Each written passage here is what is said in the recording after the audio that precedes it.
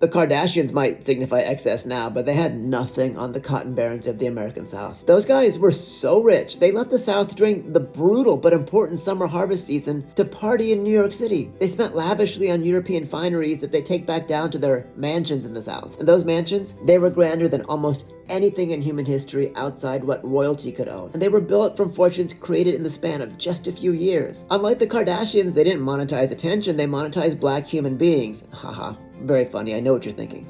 But this is the thing. Many of the richest slaveholders, they weren't born rich. They weren't Nepo babies. They were early adopters of the most violent growth industry in modern history. Here's the fastest way to get obscenely rich in America in 1805. Stephen Duncan. He didn't inherit a plantation empire. He arrives in the Deep South with ambition.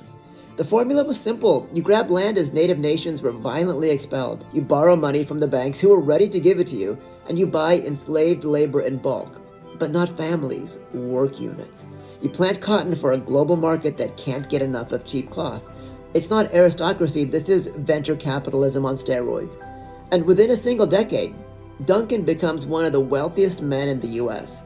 By the 1830s, he owns thousands of enslaved people. He has multiple plantations optimized for output through violence, and a personal fortune equivalent to hundreds of millions, possibly billions in today's dollars. No invention, no genius, just leverage, violence, and scale. His plantations were factories. Output targets were enforced with whips. Injury and death treated as, depreciation.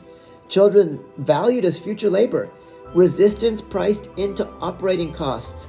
This was the fastest wealth creation engine America has ever seen. A man could arrive with nothing, get land, credit, and slaves, and within a few years live like a king. This is not a moral footnote in American history. This was the operating system. And Duncan's fortune doesn't disappear after the Civil War. It's already been diversified in the North. No apologies, no nothing, just relocation, and I guess new respectability. Chances are his descendants are living very comfortable, respectable, middle-class lives with no idea where their capital came from.